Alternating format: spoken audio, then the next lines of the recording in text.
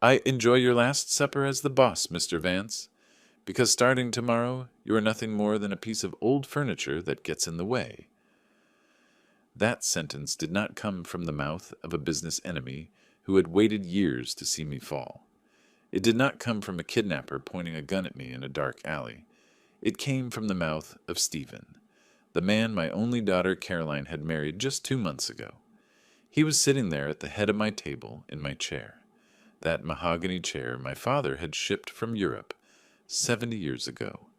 He was drinking my wine, a special reserve I was saving for important occasions, and he looked at me with that cynical smile, the smile of a vulture that knows the prey no longer has the strength to run.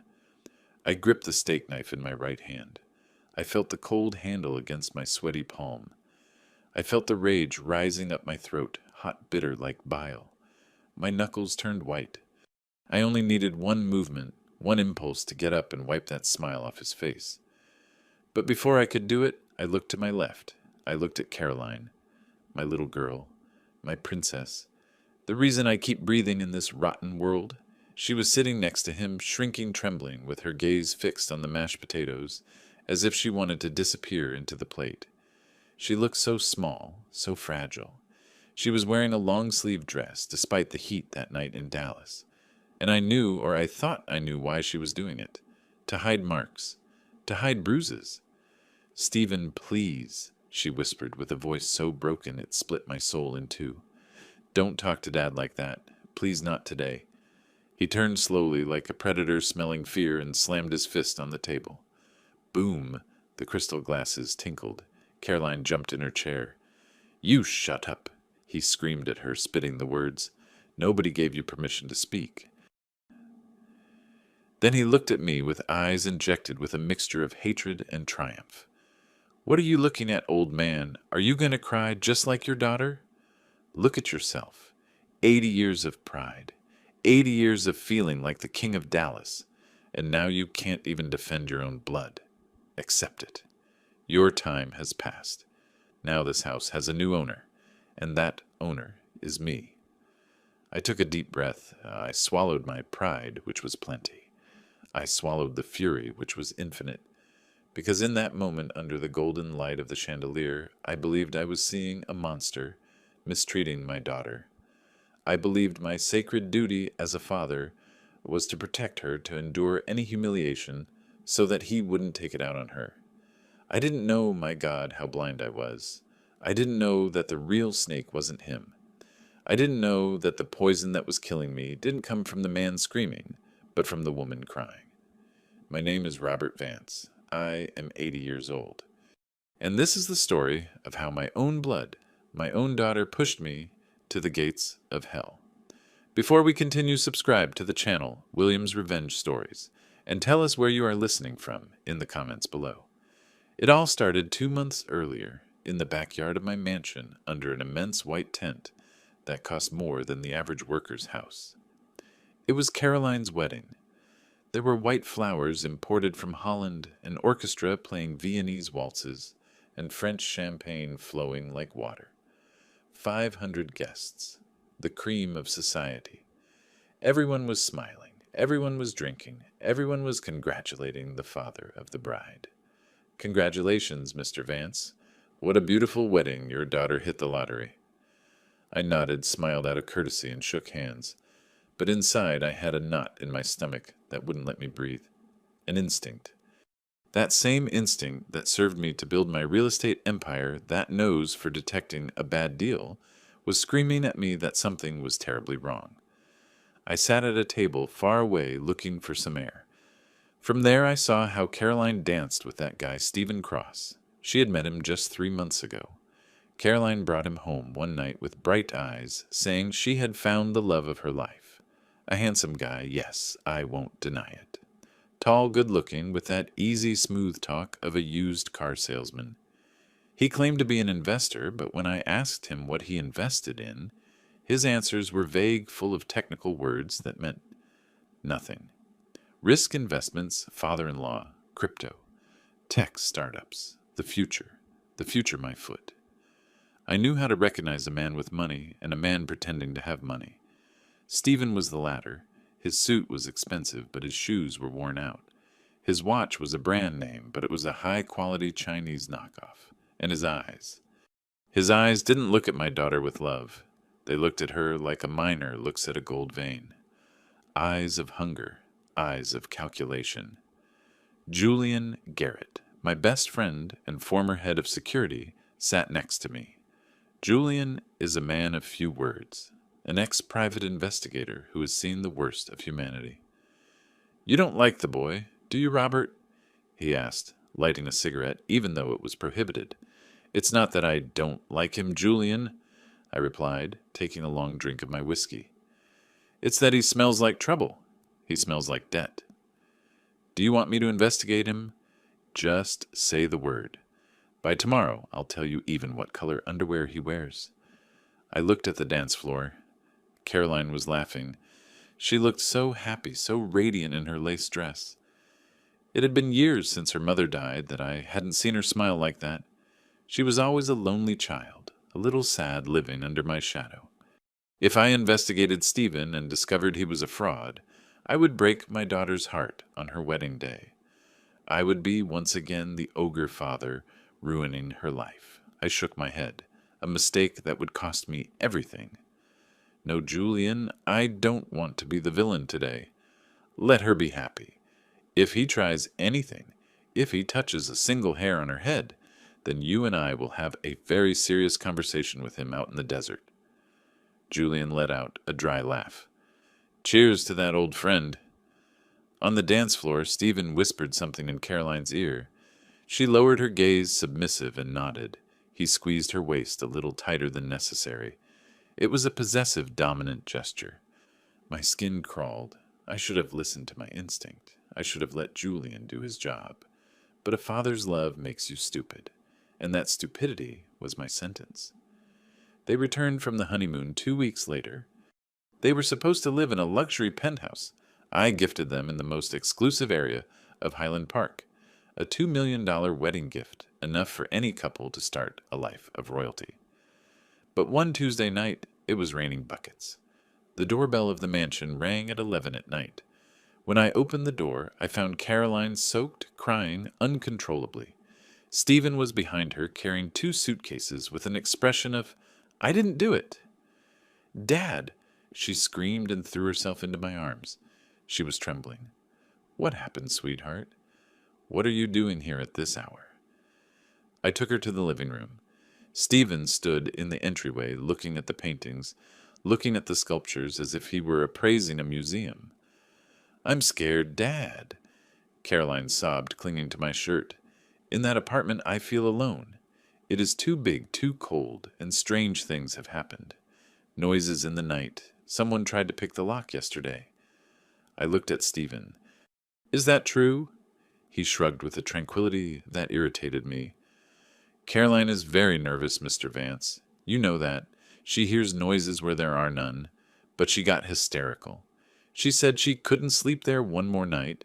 She said she wanted to be with her dad." And then Caroline lifted her face, her eyes full of tears. "Stephen says that you are too old to live alone here in this huge mansion. He says you need care, that if you fall, nobody is going to know." She caressed my cheek with her cold hand. "Let us stay, Dad. Please, we want to take care of you. I don't want to be far from you." What father can say no to that? My daughter, my only family, telling me she wanted to take care of me, that she was afraid.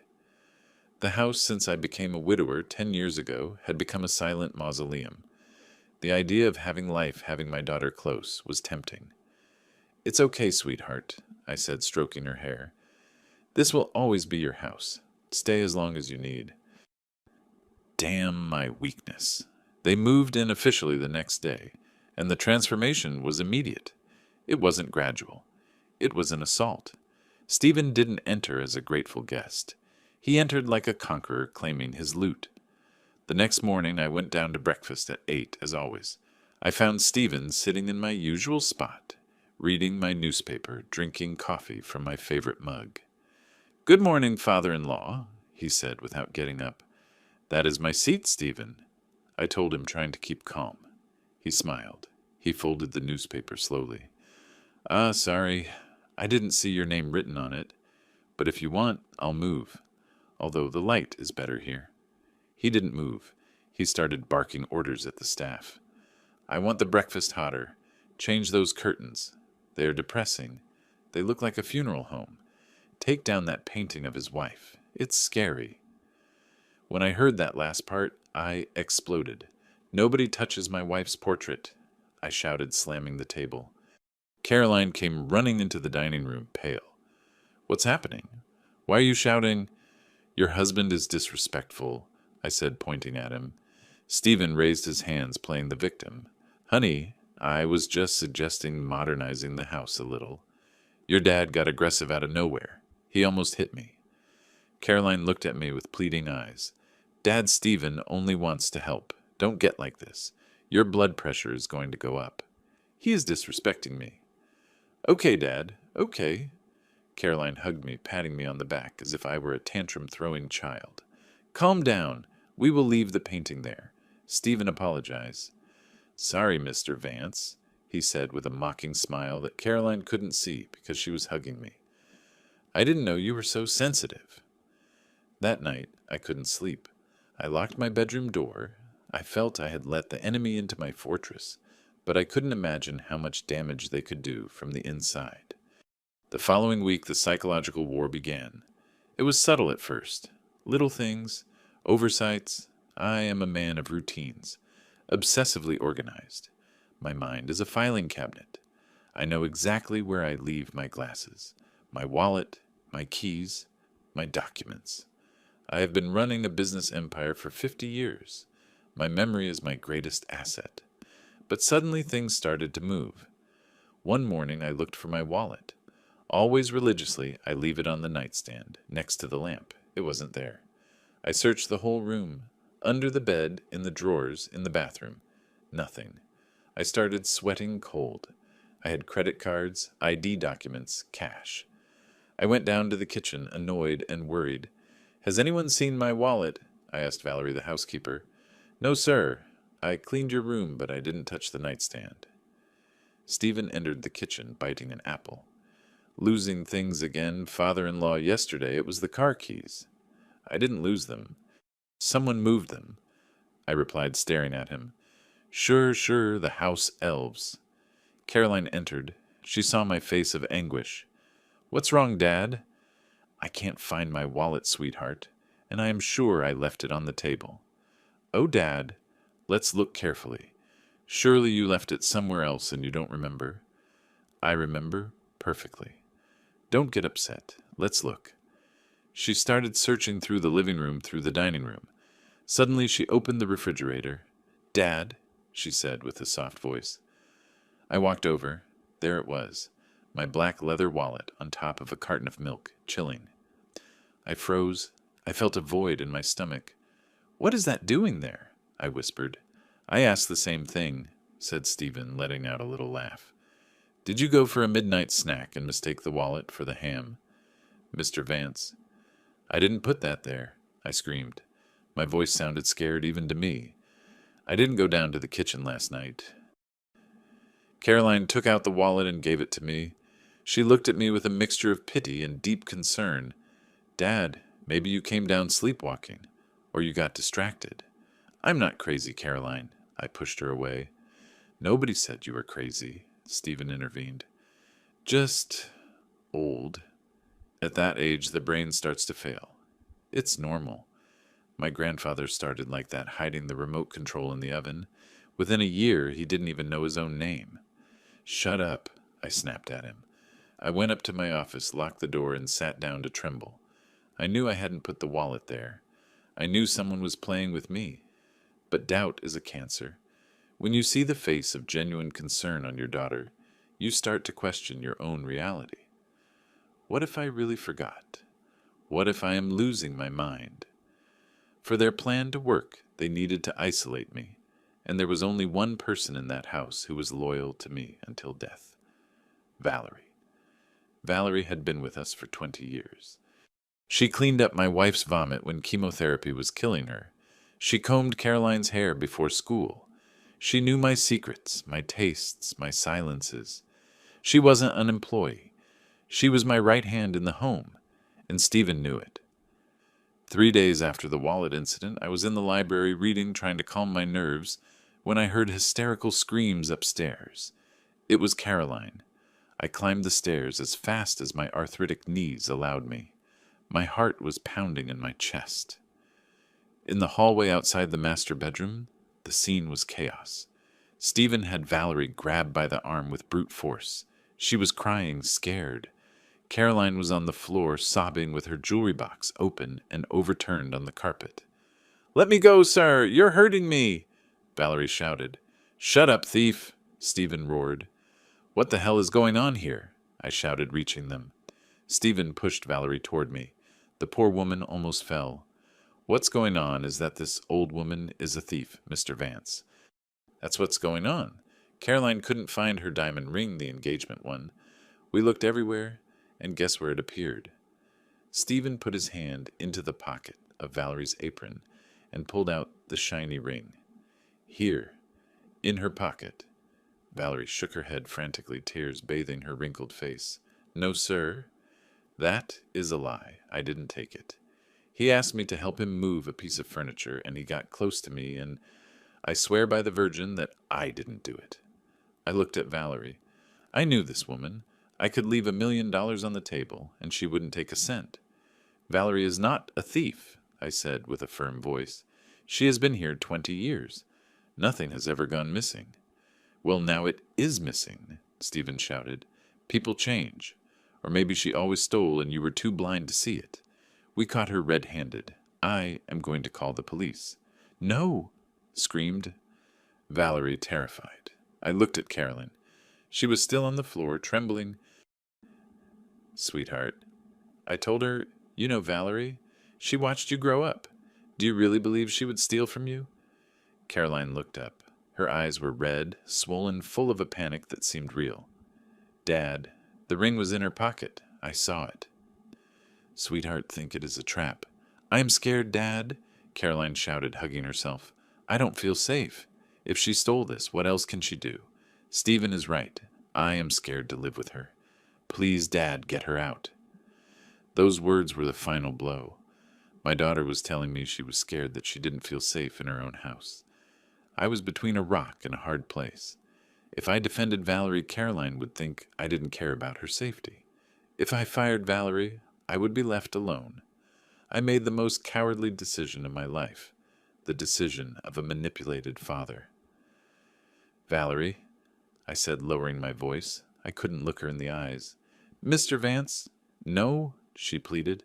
"Take your things. Go. I will give you a full severance, 3 times what you are owed. But go now, before he calls the police." Valerie stood still for a second. Then she straightened up. She dried her tears with dignity.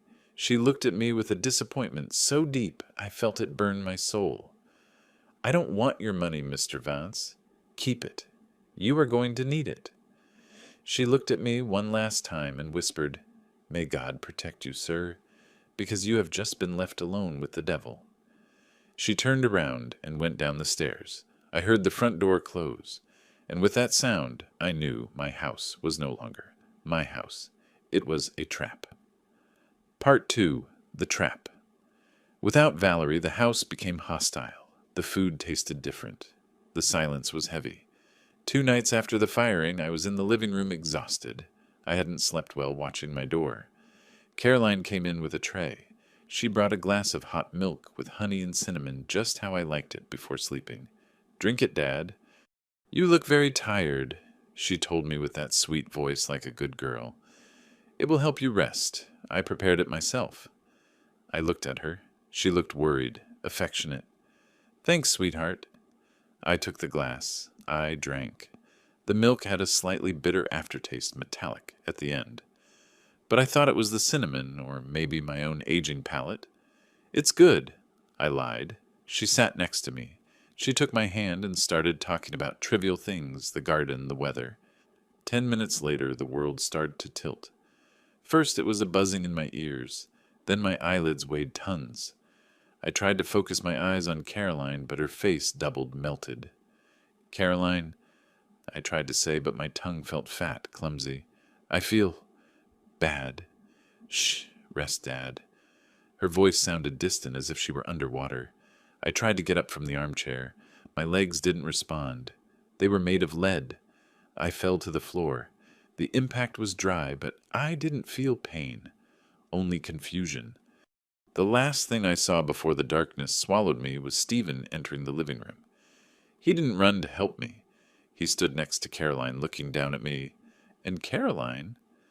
Caroline wasn't crying. She was looking at me with a cold curiosity, like someone watching an insect die. I woke up hours later, or maybe days. I don't know. I was in my bed. The morning light was entering through the window, hurting my eyes. My mouth was dry pasty. There was an unknown man standing next to my bed, dressed in an impeccable white coat. Stephen was leaning on the doorframe with his arms crossed and a serious expression. Caroline was sitting in a chair next to me, holding my limp hand, crying silently. What happened? I asked. My voice was a croak. The man in the coat shone a small flashlight into my eyes. Good morning, Mr. Vance. I am Dr. Armstrong, a neurologist. Dr. Y, you had an episode last night. Mr. Vance, the doctor said with a professional grave voice. A severe psychotic episode. What? I tried to sit up, but I was too weak. He got aggressive, Stephen intervened. He started screaming that there were people in the walls. He didn't recognize Caroline. He threw a vase at her head. We had to restrain him so he wouldn't hurt himself. That is a lie, I shouted, or tried to shout. I didn't do that. You gave me something to milk. Stephen looked at the doctor and shook his head, sighing. Do you see Dr. Paranoia? He says we poisoned him. It's the same thing he was saying last night. The doctor nodded, writing something on his tablet. It is consistent with the symptoms. Mr. Cross. Mrs. Caroline, I regret to tell you this, but the preliminary studies and the patient's behavior indicate accelerated cognitive deterioration, probably an aggressive onset of senile dementia, Alzheimer's type, with paranoid features. I felt the ground open up under my bed. I don't have dementia, I said desperately. I am Robert Vance. I run 3 companies. I know who the president is. I know what day it is. Calm down, Dad, please, Caroline cried harder, squeezing my hand. Don't get upset. It hurts you. Mr. Vance, said the doctor, looking at me with condescension, your brain is playing tricks on you. It is normal in your condition. My medical recommendation is strict. You cannot leave the house. You cannot drive. You cannot make legal or financial decisions. You need supervision 24 hours a day. Are you declaring me incompetent? I asked, understanding the magnitude of the trap. It is for your safety, Dad, said Caroline. Stephen is going to take care of everything, of the company of the accounts. You just have to rest. We are going to take care of you. There it was. Checkmate. They had locked me inside my own mind. They had taken my credibility, my freedom, and my assets in a single master stroke. The doctor left the room with Stephen to sign some prescriptions. I was left alone with Caroline. She leaned over me to kiss my forehead. Her tears wet my face. I love you very much, Dad. All this is for your own good. I closed my eyes, pretending resignation, pretending the drug was defeating me again. But just before she pulled away, I opened my eyes a millimeter. Through my eyelashes, I saw her face when she thought I was already asleep. She wiped the tears with the back of her hand in a quick, dry movement. Her expression of pain vanished instantly, as if she had taken off a mask. Her eyes scanned the room and stopped on the painting that hid my safe. And she smiled. It wasn't a smile of relief. It was a smile of triumph. Cold, calculating, evil. In that second, while the chemical sleep dragged me into the darkness, I understood everything. Stephen was the muscle. Stephen was the visible villain. But the monster, the true monster who had planned all this, was her. I am not crazy, I thought, as my consciousness faded. And I'm going to destroy them both, even if I have to burn this house down with me inside. Part 3. The Counterattack. After that false diagnosis, my house, that sanctuary of stone and wood I built with the sweat of my brow for 40 years, ceased to be my home. It transformed into a golden cage, a luxury prison where I was the only inmate. The transformation was rapid and brutal. Stephen, with that military efficiency that only criminals have when they smell money, fired my trusted security team. They were men who had been with me for a decade, fathers I knew by name. He kicked them to the street like dogs, accusing them of negligence, of stealing gas, of whatever stupidity occurred to him to justify their firing to Caroline. In their place, he brought his people. 2 gorillas with bull necks and cheap suits that were too small for them. They planted themselves at the front door and the garden gate. They didn't look me in the eye. They looked at me like you look at an old piece of furniture that needs to be watched, so it doesn't break. "It is for your safety, Mr. Vance," Stephen would tell me every time I tried to go out to the porch to breathe fresh air. "The doctor said you tend to get disoriented. We don't want you getting lost in your own garden and ending up on the street talking to lampposts." But the worst wasn't the guards. The worst were the pills. 3 times a day, Caroline or Stephen came with a silver tray, a glass of water, and 2 blue pills, small, innocent-looking. "They are your vitamins, Dad," Caroline would say with her eyes always wet, always on the verge of crying. "And the mood stabilizer Dr. Armstrong prescribed. Please take them. Do it for me." The first night I tried to refuse. I closed my mouth and turned my face. "I'm not going to take that garbage," I growled. Stephen set the glass on the table with a sharp bang. He came close to me, his hand big and heavy grabbed my jaw. He squeezed my cheeks with so much force, I felt my teeth clashing against each other. He forced me to open my mouth like you do to a sick dog. "Don't make it difficult, old man," he whispered, and his breath smelled of tobacco and mint. "Open your mouth. We don't want you to have another attack of violence and have to tie you to the bed, do we? It would be very sad for Caroline to see you like that." Caroline sobbed in the corner of the room, covering her face with her hands. "Dad, please don't fight. Take them. I am scared you will get bad again." The desperation in my daughter's voice was what broke me. She believed I was sick. She believed those pills helped me.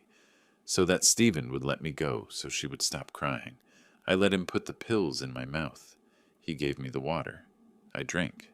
I made the gesture of swallowing, moving my Adam's apple exaggeratedly. "Good boy," said Stephen, giving me some humiliating pats on the cheek. "See that it isn't so difficult." They left the room, and I heard the click of the lock from the outside. They had locked me in. I waited 10 seconds, counting the accelerated beats of my heart. 1, 2, 3. When I was sure they had walked down the hall, I ran to the bathroom. I spat the pills into my hand. They were a little dissolved, bitter but whole. I had used an old trick I learned from a partner who was in prison, hiding them under the tongue in the soft hollow where it joins the jaw.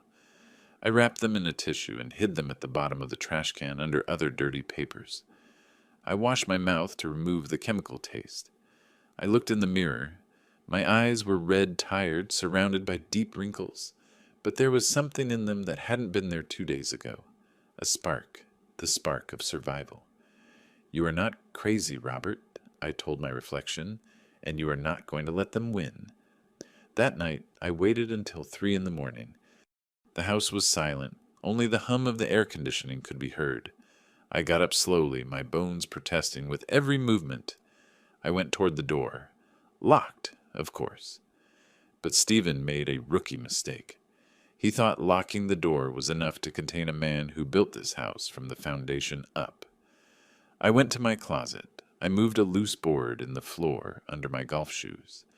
There in a dark and dusty hole, I had my panic box, a .38 caliber revolver, which I didn't plan to use yet, $10,000 in cash, and most importantly, a disposable cell phone, old, with long battery life. My hands trembled as I turned it on.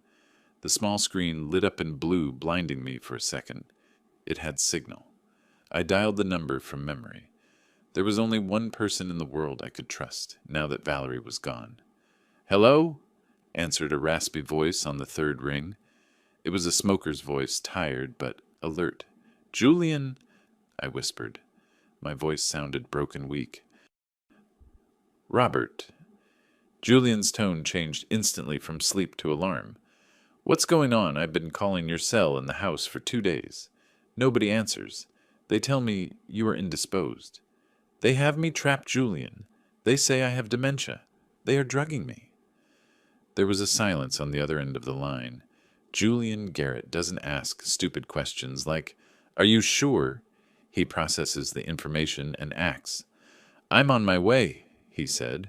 I heard the sound of sheets moving and the jingling of keys. "I'll be there in 20 minutes. I'm going to tear that door down, if necessary." "No!" I hissed, pressing the phone to my mouth. "You can't enter by force. They have armed guerrillas at the door.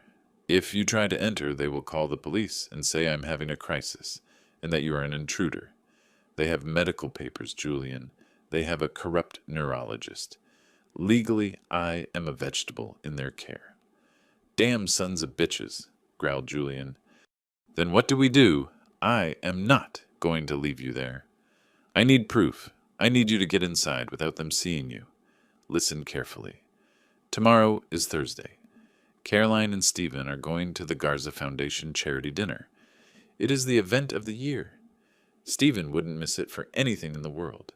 He loves showing off with my money." "Okay. The house will be half empty." "Yes. They will leave at 8 at night. The guards will stay outside at the booth and the perimeter.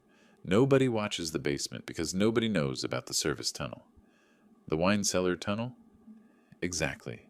The code for the panel is still Elena's birth date, February 14th, 1945. Enter through there. Bring your equipment. I need eyes and ears, Julian. I need to know what they say when they think the crazy old man is asleep." "Understood, brother. Hang on. Don't take anything they give you. Fake it.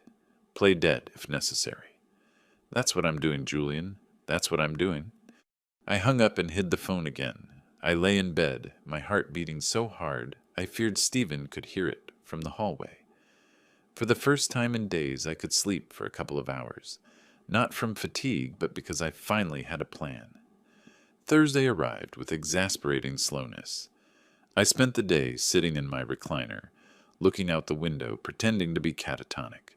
Stephen passed by, sometimes looked at me, laughed, and went on his way. At 7 in the evening, the hustle began. Caroline entered my room. She was wearing a red evening dress, spectacular, and jewelry that had belonged to her mother. She looked beautiful, but her eyes were dull, surrounded by makeup to hide the fatigue. "Dad, we are leaving," she told me, fixing the collar of my pajamas. "You look better today." "Where are you going?" I asked, slurring the words on purpose. "To a dinner, Dad. I told you yesterday. It is important for Stephen's business." Stephen appeared at the door. He was wearing a tuxedo that I had to admit with rage fit him well. On his cuffs shone my gold and onyx cufflinks, the ones my wife gave me for our 25th anniversary. I felt like vomiting. "Let's go, Caroline. It's getting late, and I want them to see us arrive in the Mercedes," he said, looking at his watch. My watch. "Behave, Dad. The guards are outside if you need anything. I left water here for you." She gave me a kiss on the forehead. Her lips were cold. "Goodbye, Princess," I whispered. As soon as I heard the car engine pull away and the electric gate close, I jumped out of bed. Well jumped is a figure of speech. I got up as fast as I could and went down to the basement. The basement of my house is huge, a climate-controlled wine cellar that has been my pride. I went to the shelf at the back. I moved 3 bottles of Chateau Margaux and typed the code into the hidden panel. Click. The hydraulic door opened. And there, emerging from the darkness like a ghost from the past, was Julian. He was wearing a blue maintenance technician coverall and a heavy toolbox. His hair was grayer than the last time I saw him, and more wrinkles, but his eyes were the same, sharp, intelligent, loyal. We hugged, a strong hug, of men who don't need to say "I love you" to know it. I felt myself crumbling a little in his arms. "You look like hell, Robert," he said, separating and looking me up and down. "Thanks. You aren't a magazine model either." I replied, trying to smile. They are killing me, Julian. They are killing me little by little. Not if I can help it. Come on, we don't have much time. We went up to the main floor.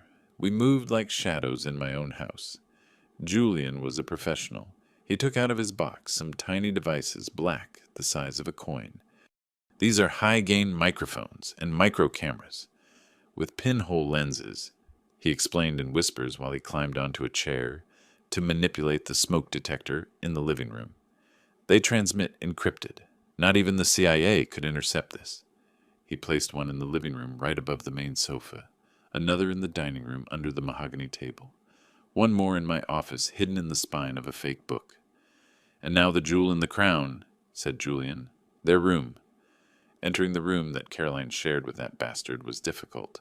It smelled of him, of his cheap cologne mixed with my daughter's perfume. Julian installed a camera inside the motion sensor of the alarm and a microphone behind the headboard of the bed. Ready, he said, going down the stairs. Everything is active.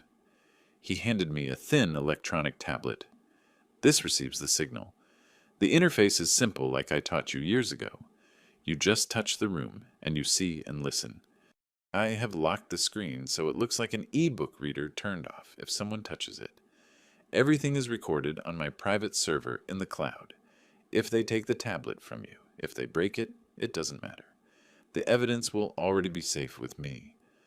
I hid the tablet inside a hollow volume of Don Quixote in my library, a place I knew Stephen would never touch, because he is allergic to culture. You have to go, Julian. They're going to return soon. We stood next to the basement door. Robert, Julian told me, putting a hand on my shoulder, you have to be an Oscar actor. If they suspect you are lucid, they are going to increase the dose, or they are going to cause you an accident on the stairs. You have to make them believe they already won. You have to drool. You have to pee on yourself if necessary. Make them disgusted. Make them ignore you. I will do it, I promised. Pride hurt, but survival ruled. I am going to be the most pathetic old man they have ever seen. Julian nodded and disappeared down the tunnel. I closed the door. I put the wine bottles back and went up to the living room. I unbuttoned my shirt so it looked poorly put on. I messed up the little hair I have left. I sat on the sofa and let a thread of saliva fall down my chin. When I heard the car return half an hour later, I was no longer Robert Vance the tycoon. I was an empty shell. I was ready for my performance. The following days were humiliating torture. Living two lives wears out the soul. By day, I was the senile old man.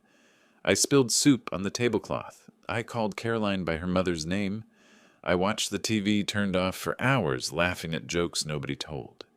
By night, or in the moments when I locked myself in the bathroom with the excuse of my prostate problems, I took out the tablet and became the spy. What I saw and heard froze my blood, but also confirmed my theory. Caroline was a hostage. One afternoon, I reviewed the recording of the living room from that morning. On the screen, Stephen was walking from one side to the other, with a glass of whiskey in his hand. My whiskey at 11 in the morning. Caroline was sitting on the sofa with her head down. 2 weeks have already passed, Caroline, Stephen was shouting. The audio was crisp, perfect. That notary is taking too long with the declaration of incompetence. Stephen, please lower your voice. Dad can hear you, said Caroline, looking toward the stairs with fear. Your dad doesn't even know what planet he lives on. He is a vegetable. Stephen approached her and grabbed her arm, forcing her to stand up. Listen to me well, doll. I have people pressuring me. Dangerous people. I need liquidity. I need you to sign the papers to sell the northern lands now. I can't sell them without Dad's signature. Legally, they are still his until the judge dictates the incapacity. I'm doing what I can, she cried. We'll do more. Stephen pushed her back to the sofa. She bounced against the cushions. If we don't get that money by Friday, they are going to come collect from me. And if they come for me, I'm not going down alone. Understood.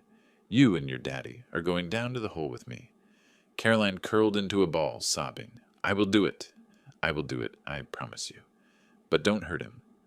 Please. Then stop crying and call the lawyer. Tell him to speed up the process. Tell him the old man is worse, that he tried to burn the house down. Make something up.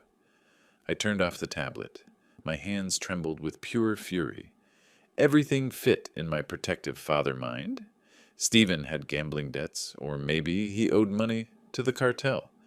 He was using my daughter, terrorizing her, threatening to hurt me if she didn't cooperate. My poor girl, she was protecting me.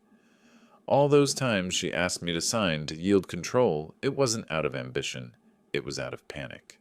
She was trying to save my life by handing over the money. I'm going to kill him, I whispered to the bathroom mirror. My eyes no longer had tears, only fire. I swear to God, I'm going to destroy that bastard. But I knew I couldn't do it with physical violence.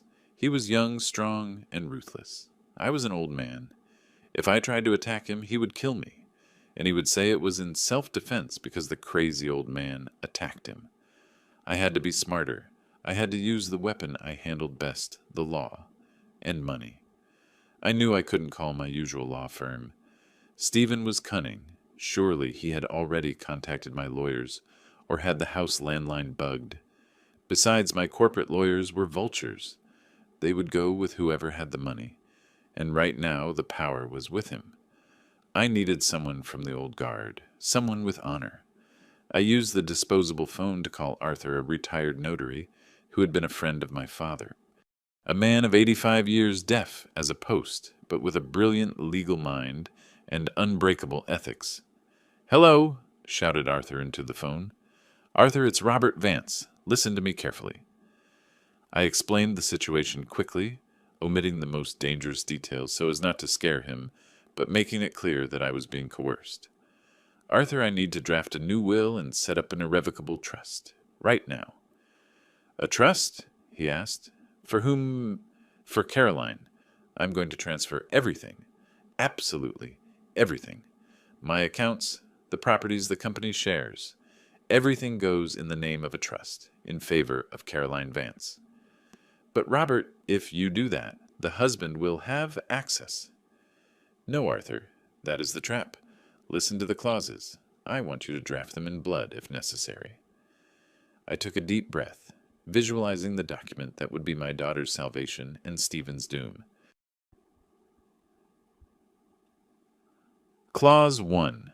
Caroline will be the sole beneficiary, but she will not have control over the principal capital until she turns 45. She will only receive a generous monthly allowance to live well.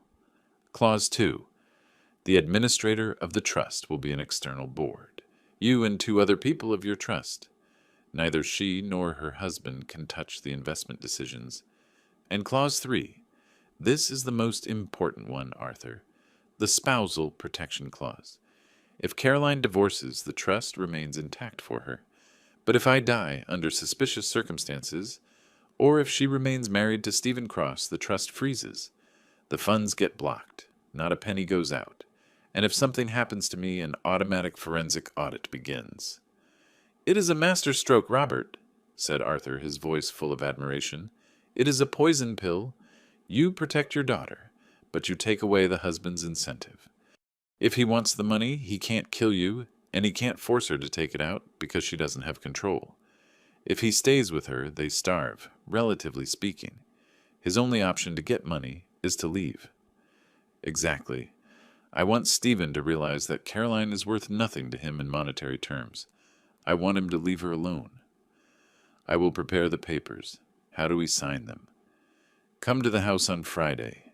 Say you are coming to bring some old documents of my father that you found in your archive. Stephen will let you in because he will think you are a harmless old man. Bring the notary protocol camouflaged. I will sign when nobody sees us." "Count on it, old friend." I hung up the phone feeling like a genius. I thought I had found the perfect solution. I thought I was saving my daughter from the claws of a con man without putting her in danger. I thought I was being the heroic father. How naive I was. I didn't know I was digging my own grave. I didn't know that by creating that trust, I was accelerating the end of the game. Friday morning before Arthur arrived, I found another sign of life from Julian. He had slid a flat yellow envelope under the garage door, which I picked up during my supervised walk through the garden, pretending I had dropped my handkerchief. I locked myself in the bathroom with my heart in my throat. I opened the envelope. It was the complete dossier on Stephen Cross, or rather, on the man who claimed to be Stephen Cross. The first sheet had a mugshot, and it was him younger, without a beard, with hair dyed blonde, but it was unmistakably him. Real name, Mark Lewis. Age, 38 years. Profession, semi-professional theater actor. Event entertainer. Occasional gigolo. Record 3 civil lawsuits for minor fraud. Gambling debts accumulated for more than $2 million in clandestine casinos. And an expired restraining order from a wealthy woman in Guadalajara 5 years ago whose bank accounts he emptied. I read the report with avidity. There were photos of him acting in sleazy local plays. In one, he was dressed as a doctor. In another, as a policeman. In another, as a soap opera heartthrob. He was a chameleon. A parasite who fed on vulnerable women, made them fall in love, squeezed them dry, and then discarded them. But at the end of the report, there was a handwritten note from Julian. Robert, this guy is a total fraud. But there is something that doesn't add up. I didn't find clear records of how he met Caroline. According to his social media, now deleted, he frequented an experimental theater circle in the Old Quarter 6 months ago. Does Caroline go to the theater? You told me she hated dramatic arts. I stood thinking with the paper trembling in my hands. Caroline hated the theater. She said it was boring, that it was for pretentious people. She preferred movies or concerts. What was Caroline doing in an experimental theater group? Maybe he seduced her elsewhere and took her there. Maybe she changed her tastes for him. Love makes people do strange things. I didn't give more importance to that detail at that moment. Rage gave me tunnel vision. I had proof that Stephen was a criminal. With this dossier and with the recordings of his threats, I could send him to jail for years. I could annul the marriage. I could free my daughter. I stored the dossier in my safe. That night during dinner, I decided to test the waters. I wanted to see his face. I wanted to see the fear in his eyes before destroying him. We were eating soup. Caroline was feeding me in the mouth, as if I were a baby, wiping me with a napkin. Stephen was on the other side of the table, checking his cell phone, ignoring us. "Is the soup good, Dad?" asked Caroline sweetly. "Yes, good," I babbled. Then I looked up and locked my eyes on Stephen. I let the mask of dementia fall for just a second. I straightened my back. My gaze became hard cold. The gaze of Robert Vance, the business shark. "What are you looking at, old man?" asked Stephen without looking up from his cell phone, chewing with his mouth open. I smiled. A twisted, dangerous smile. "I see you. Mark?" The silence that fell on the table was absolute. Stephen froze. The fork stopped halfway to his mouth. His skin, tanned by the sun of my gardens, turned grayish. He looked up slowly. "What? What did you say?" he whispered. Caroline also stopped with the spoon in the air. "Dad, what did you say?" I put my dummy face back on. I let a little saliva fall. I looked at my soup with childish fascination. "Mark," I repeated with a sing-song voice. "Mark, Mark, Mark. Pretty name. Better than Stephen. I like Mark." I laughed to myself a hollow laugh. Stephen dropped the fork. It fell onto the plate with a metallic clatter. He stood up, knocking over his chair. "Who told you that name?" he shouted, approaching me. Caroline stepped in between. "Stephen, calm down. He was just babbling names. Surely he knew some Mark 50 years ago. It makes no sense." Stephen looked at me with pure terror. Because he knew. He knew that I knew. And for the first time since he entered my house, the predator felt fear of the prey. "No," murmured Stephen, looking at me as if I were a demon. "He looked at me. I swear he looked at me, lucidly, Caroline. He looked at me and knew who I was." "You are paranoid, honey," said Caroline, caressing his arm, trying to calm him. "Dad doesn't know anything. Look at him. He is playing with the napkin." I was in effect making a paper boat with the napkin, humming a song. But inside I was celebrating. I had planted the seed of terror. Now only Arthur needed to arrive tomorrow to close the legal trap. I thought I had control. I thought I was the chess player moving the white pieces. I didn't realize the board was rigged from the beginning and that the Black Queen, my own daughter, was about to make her master move. Part 4. The Revelation. Friday arrived with a deceptive calm. Stephen, or Mark, as I already called him in my mind, avoided me. Since I pronounced his real name at dinner, he walked around nervous, looking out the windows, jumping at any noise. That was good. Fear made him careless. At 11 in the morning, the doorbell rang. It was Arthur. He arrived with a worn leather briefcase under his arm, walking slowly with his cane. Stephen intercepted him at the entrance. "Who are you, and what do you want?" barked Stephen, blocking his way. I observed from the railing of the staircase, pretending to look at a speck of dust in the air. "I am Arthur Gutierrez, notary public," said the old man with a trembling but dignified voice. "I come to bring some old documents to Mr. Vance, property deeds of his father from 1950. I found them in my dead file, and I thought he would like to have them before his memory fails more." Stephen looked at him with disdain, a harmless old man bringing old papers. He didn't represent a threat. "Go on, Grandpa, but make it quick. The gentleman is not up for long visits." Arthur went up to my office. Stephen stayed at the door a moment watching. But then his phone rang and he walked away down the hall to answer surely one of his creditors. As soon as we were alone, Arthur closed the door and took the real documents out of the false bottom of his briefcase. "Quickly, Robert," he whispered. "Here is the trust and the new will." My hands were trembling, not from age but from adrenaline. I read over the clauses. It was all there. Irrevocable trust.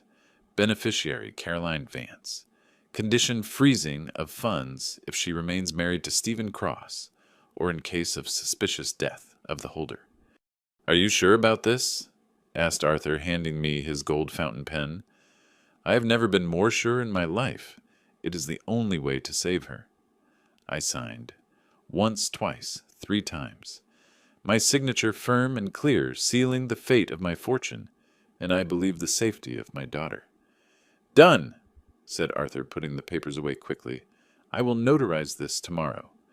Starting Monday, Stephen Cross won't be able to touch a penny, even if he puts a gun to your head." We hugged. "Thank you, old friend," I told him. When Arthur left, I felt a giant weight lift off my shoulders. I had won.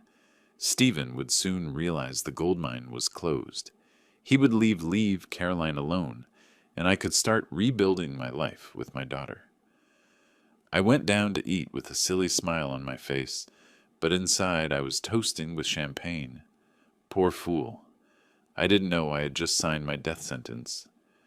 That night the atmosphere in the house was strange. I expected screams. I expected Stephen finding out somehow or simply from the pressure of his debts to explode. But nothing happened. We dined in silence. Caroline looked calm. She even hummed a song while cutting her meat. Stephen was drinking wine. Lots of wine. But he didn't look at me with hate.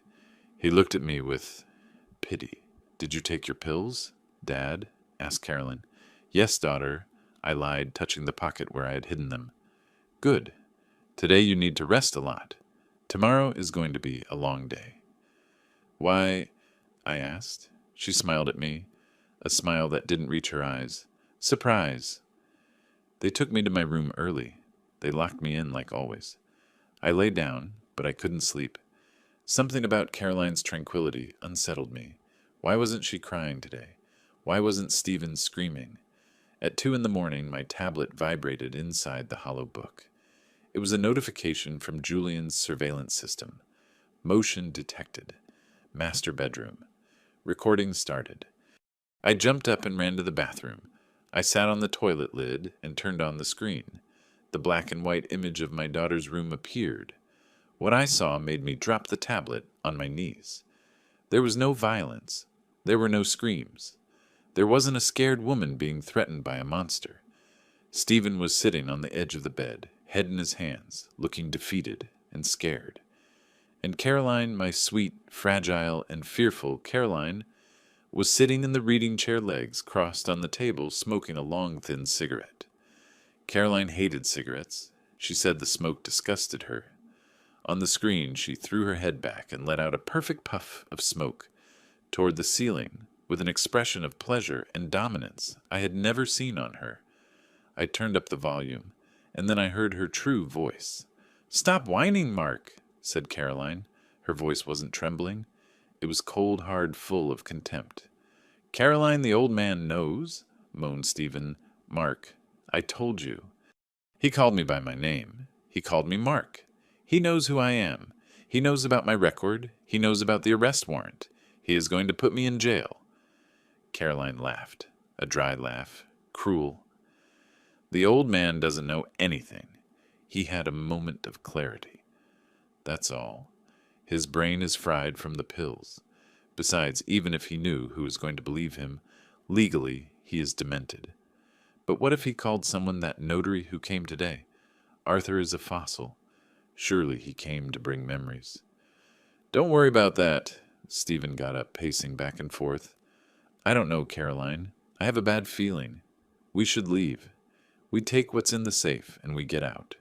With the jewelry and the cash, we have enough to live for a while." Caroline got up from the chair. She walked toward him slowly. On the screen, she looked like a cobra approaching a mouse. She slapped him. It sounded dry, brutal. Stephen put his hand to his face, surprised, but didn't defend himself. He lowered his head. "You are an imbecile," she hissed. "Leave with a few jewels? We are talking about $50 million, idiot. $50 million. I haven't put up with this decrepit old man and his stupid rules for 28 years to leave with crumbs." I felt like I was running out of air. I grabbed the sink so I wouldn't fall. Was that my daughter? That woman speaking of me as if I were garbage. "But he suspects," whimpered Stephen. "Let him suspect whatever he wants. Tomorrow we are going to increase the dose. I am going to give him double the clonazepam at breakfast. By the afternoon he is going to be drooling for real, and then we will make him sign the power of attorney. I will guide his hand, if necessary." Caroline took another drag of her cigarette, and then blew the smoke in Stephen's face. "You just have to keep acting your role of bad husband. Scare him a little more, but don't touch him. If you leave visible marks before time, it gets complicated. The autopsy has to come out clean when he has the heart attack from stress." Are we going to kill him?" asked Stephen, trembling. "No, Mark, not us. His heart will do it. We are just going to give him a little push." The screen went black. The recording ended. I stayed in the darkness of the bathroom with the silence buzzing in my ears. She wasn't a hostage. She wasn't a victim. She was the boss. The whole theater. The tears, the fear, the pleas of "Dad, help me." It had all been a script written and directed by my own daughter. She had hired that fourth-rate actor. She paid him. She controlled him. And she used him to destroy me. I felt a sharp pain in my chest. But it wasn't a heart attack. It was my heart breaking into 1,000 pieces. The girl I carried on my shoulders. The girl I read stories to. The girl I worked for all my life. She wanted me dead. I spent the rest of the night sitting on the bathroom floor, hugging my knees, crying like a child. I cried for the daughter I thought I had, and who evidently never existed. While I cried, memories started to fit, like pieces of a cursed puzzle. I remembered 10 years ago when she wanted to go study art in Paris with that boy, Pedro. A poor boy with no future. I forbade it. I told her if she left, I would disinherit her. I told her she had to stay here, study administration, marry someone of her class. She cried, screamed, told me she hated me. But then suddenly she calmed down. She asked for forgiveness. She became the perfect daughter, obedient, submissive. I thought she had matured. I thought she had understood that I was right. How stupid I was. She didn't mature. She learned to wait. She learned to hate me in silence. She cultivated that grudge day after day, year after year, waiting for the moment when I was old and weak to collect her revenge. It wasn't just for the money. It was personal. She wanted to see me humiliated. She wanted to see me suffer at the hands of a bad man, to show me that I couldn't protect her, that my control was an illusion. I looked at my watch. It was 6 in the morning. I had to get out of there. I had to escape. The trust I signed. My God.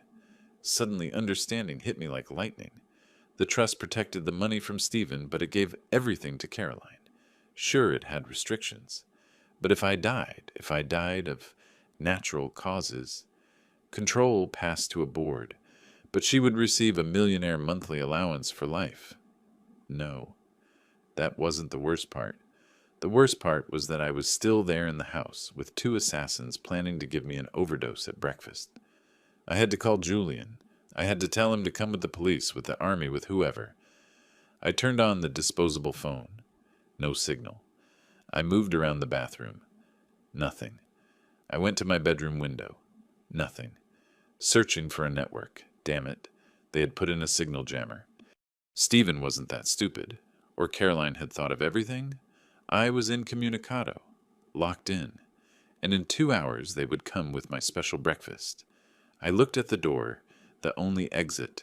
I had the revolver in the safe. 5 bullets. Could I shoot my own daughter? The image of Caroline smoking and planning my death crossed with the image of Caroline as a child, learning to ride a bike. No, I couldn't shoot her. I was an old man, but I was still a father. But him? Mark? I could blow his head off. I took out the revolver. It weighed more than I remembered. I loaded it. I sat in the armchair facing the door with the weapon hidden under a blanket. On my legs, I was going to wait. At 8 o'clock, sharp the key turned in the lock. My heart hammered against my ribs. I gripped the handle of the revolver. The door opened. Caroline entered. Alone. She brought the tray with breakfast. Scrambled eggs, orange juice, and a small glass with a thick, whitish liquid. The double dose. She came smiling fresh as a daisy with that floral dress that made her look so innocent.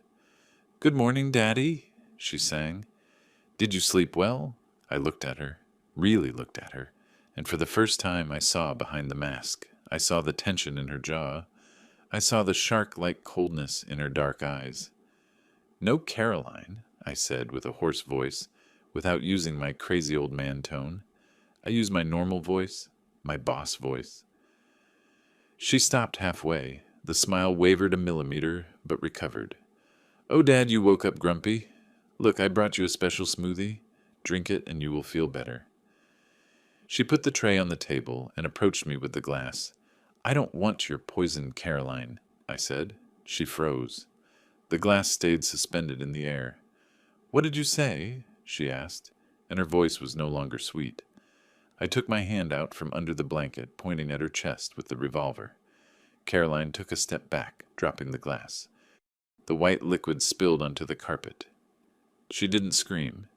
She didn't get scared. She just looked at me with calculated surprise. "Well," she said, crossing her arms, "the old wolf still has teeth." "The theater is over, Caroline," I told her, and my hand trembled, but the barrel kept pointing. "I know everything. I know Stephen is Mark. I know you hired him. I know you want to kill me." She looked at me for a few seconds in silence, and then she smiled. A genuine, terrifying smile. "Bravo, Dad. You surprised me. I always underestimated you. I thought your ego wouldn't let you see that your little princess was capable of thinking for herself." "Why?" I asked, and a treacherous tear rolled down my cheek. "I gave you everything." "You gave me everything you wanted me to have," she spat with venom. "You controlled my life. You took Pedro away from me. You forced me to be your porcelain doll. Well, surprise, Dad. The doll broke, and now it cuts." "Go not," I told her, pointing at the door with the weapon. "Get out of my house, you and your gigolo. Get out now, and I won't report you." Caroline let out a laugh. "Or what you are going to shoot me. Your only daughter." She took a step toward me. "Back!"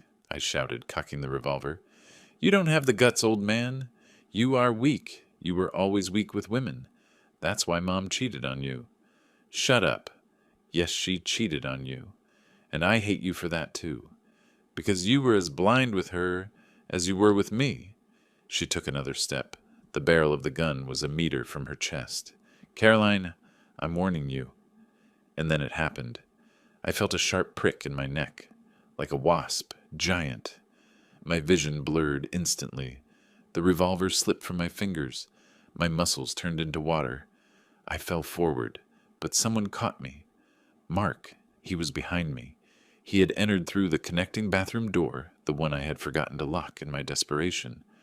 I tried to move, but my wrists were fastened to the bed rails with soft leather straps. I couldn't get up. "Hello," I croaked. My throat burned. A robust nurse entered the room. She didn't smile at me. "Ah, Mr. Vance woke up. Do not get agitated, please. Dr. Armstrong will come right away." I looked around. It was a luxury room with television and a view of a walled garden, but it was still a cell. The windows had bars disguised with vines. The door opened and Caroline entered. She was wearing dark glasses and a black suit, as if she were in mourning. She sat next to me. "Where am I?" I asked. "You are at the Haven Dad. It is the best mental rest clinic in the north of the country. It is very exclusive and very safe." She took off her glasses. Her eyes were cold without a hint of remorse. "Why, Caroline?" I asked her. Not with rage, but with a deep pain that soaked my bones. "Why didn't you simply ask me for the money? I would have given it to you." She let out a bitter laugh. "It's not just about the money, Dad. It's about control. You always had control. Of my career, of my boyfriends, of my life. Now I have control." She took some documents out of her purse. The judge signed the provisional interdiction this morning, based on the suicide attempt, and Dr. Armstrong's report. I am your legal guardian. I have power over your accounts, your properties, and your medical treatment. She brought a glass of water with a straw close to me. "If you behave, I will untie your hands. If not, well, Dr. Armstrong has very potent sedatives. You decide." I drank the water. I had no choice. I was buried alive. But while she talked about selling the house and the lands, I remembered something. Something she didn't know. The trust. She thought she had won the war, but she didn't know I had mined the battlefield before falling. 3 days passed. 3 days of hell in which I pretended to be sedated so they wouldn't drug me more. On the 4th day, Caroline arrived furious. She didn't come alone.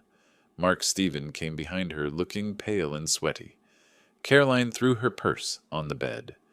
"What did you do, you damn old man?" she shouted. I looked at her from my bed, calm. "Hello, daughter. What's wrong? Did the credit card not go through?" "The bank froze the accounts," she shrieked, approaching my face. "I went to transfer the funds from the sale of the lands, and they told me there is an administrative block. They say there is a trust." I smiled. It was the first time I smiled for real in weeks. "Ah, yes, I forgot to mention it. Last Friday, before my accident, I signed an irrevocable trust with Arthur." Mark stepped forward, desperate. "What does that mean?" "It means, Mark," I said, enjoying every word, "that all my money down to the last penny now belongs to a fund, and that fund has very strict rules." I looked at Caroline. "Rule number 1. If I am declared incompetent, the fund is locked for audit for 6 months. Nobody touches a peso. Rule number 2. If I die, the fund pays you a monthly allowance. Caroline, but only if you are single. And rule number 3. If you are married to Mr. Mark Lewis, or if he has any access to your finances, the fund is automatically donated to charity." The silence in the room was absolute. You could hear the hum of the air conditioning. Mark looked at Caroline with wild eyes. "Are you telling me there is no money?" he asked. "Shut up, idiot!" she screamed at him. Then she turned to me. "Undo it. Sign right now to annul it." "I can't," I said with false sadness. "I am mentally incompetent. Remember, my signature is worth nothing legally. You insured that yourself. To undo the trust, I would have to be declared sane by a panel of 3 independent doctors, and that would imply that you lied about my dementia. Caroline turned red with rage. She grabbed a pillow and put it on my face, pressing down. I'm going to kill you. I am going to kill you. No, Mark pushed her, taking her off me. If you kill him, the audit activates, and we are left with nothing. Didn't you hear the money goes to charity? Caroline screamed in frustration and started hitting Mark on the chest. This is all your fault. We should have killed him before. There it was. The rats were starting to eat each other. The money was the only thing uniting them, and I had just cut the supply. That night there was a change of guard at the clinic. A new nurse entered my room for the night shift. He was wearing a mask and a surgical cap. He approached my bed to check my vital signs. Mr. Vance, whispered a familiar voice. Don't move. I looked at his eyes. Julian. He lowered the mask for a second and winked at me. I told you I wouldn't leave you here, brother. I felt my soul return to my body. How did you get in? I have contacts. And money opens many doors. Listen, I have everything. The videos of the house, the recording of Caroline confessing the plan, the video of Mark injecting you. Everything? Why haven't you gone to the police? Because we need them to be together and caught red-handed. If I go now, Caroline will say, Mark forced her. Or Mark will flee. We need them to destroy each other. And I think they already started. They came today, I told him. The trust worked. They are desperate. Perfect. That will make them make mistakes. Listen to the plan. Tomorrow, Caroline is going to try to take you out of here. She is going to take you to a corrupt notary to try to annul the trust by force, falsifying a medical opinion. How do you know? Because I have Mark's phone bugged. He is planning to betray Caroline. He wants to force you to transfer what he can to an account in the Cayman Islands and take off alone. What do I do? Let them take you. I will be waiting. And I won't be alone. Julian injected something into the IV. This is just saline solution with vitamins. It will give you strength for tomorrow. Rest, old friend. The final show is about to begin. Julian left the room. That night, I slept deeply, knowing the cavalry was on the way. At 10 in the morning, Caroline and Mark returned. They brought street clothes for me. Mark helped me dress roughly. Caroline was frantic, talking on the phone. Yes, counselor. We are bringing him there. Have the papers ready. No, he is going to sign. I will handle it. They put me in a wheelchair and took me out the back door of the clinic. Nobody stopped us. Dr. Armstrong was there signing my discharge, receiving a thick envelope from Mark's hands. They put me in the back seat of my own Mercedes. Mark drove. Caroline went next to me, pointing a small pistol hidden under her coat at me. Not a word, Dad. You are going to go with that notary. You're going to smile, and you're going to sign the annulment of the trust. You're going to say you feel much better. And if I don't do it, then Mark will have an accident on the highway. You will die in the crash. I will survive, and as a widow and sole heir, I will fight the trust in court for years. I don't care, but I prefer the money today. We arrived at a gloomy office in the center of the city. It wasn't Arthur's office. We entered. There was a fat and sweaty notary waiting for us. Is it him? He asked. Yes. Put the papers down, ordered Mark. They put the document in front of me. Revocation of trust. Mark put a pen in my hand. Sign, old man, or I swear I will break your fingers one by one. I took the pen. I looked at Caroline. Daughter, this is your last chance. Stop this. She looked at me with contempt. Sign. I brought the pen close to the paper. Mark leaned in anxious greed shining in his eyes. In that moment, the office door flew into pieces. Federal police, get down. Everybody, get down. Armed men with tactical gear stormed in. Mark tried to pull a gun, but Julian, who entered behind the police, gave him a butt stroke to the face that sent him to the floor, spitting blood. Caroline screamed. She tried to run to the back door, but 2 agents intercepted her and handcuffed her against the desk. Let me go. I am Caroline Vance. This man kidnapped me, she screamed, pointing at Mark. He forced me to do it. Dad, tell them. Julian approached me. He helped me up from the wheelchair. Are you okay, Robert? I've never been better, I replied, adjusting my jacket. I walked toward Caroline. She was struggling, crying those fake tears I knew so well. Dad. Thank God Mark threatened us. He told me he would kill you if I didn't help him. Julian took out his tablet. He connected it to the large screen in the notary's conference room. I think the judge will want to see this, said Julian. On the screen appeared the video of the bedroom, the video from 2 a.m. Caroline's voice filled the room. We are talking about $50 million, idiot. I haven't put up with this decrepit old man to leave with crumbs. I'm going to give him double the clonazepam. The autopsy has to come out clean. Caroline froze. Her face lost all color. She stopped fighting. She looked at the screen. Then she looked at me. There was no mask anymore, only pure hate. I hate you, she whispered. I wish you had died. I looked her in the eyes, those eyes I saw open when she was born. Don't worry, Caroline, I told her softly. For you, I am dead, and you, for me, never existed. Take her away, ordered the commander. I watched them take my daughter, dragging her screaming curses. I watched them take Mark out with a broken nose, crying like a coward. They were gone. Part 6. The Aftermath. 6 months have passed since that day. The trial was quick. With the video evidence and Julian's testimony, they didn't have a chance. Mark or Stephen was sentenced to 25 years for attempted murder, fraud, identity theft, and kidnapping. In prison, I hear he is not doing very well. His gambling debts caught up with him inside. Caroline, my Caroline, her lawyers tried to plead temporary insanity. I paid for the best psychiatric experts to ensure that wouldn't work. She was declared fully conscious of her acts. She was given 20 years for conspiracy to commit murder and breach of trust. She is in the Santa Marta Women's Prison. I haven't visited her. I don't plan to. Today is Sunday. I am sitting at the head of my table. The house is spotless. Valerie accepted coming back to work with me after I asked for forgiveness on my knees and tripled her salary. She serves dinner.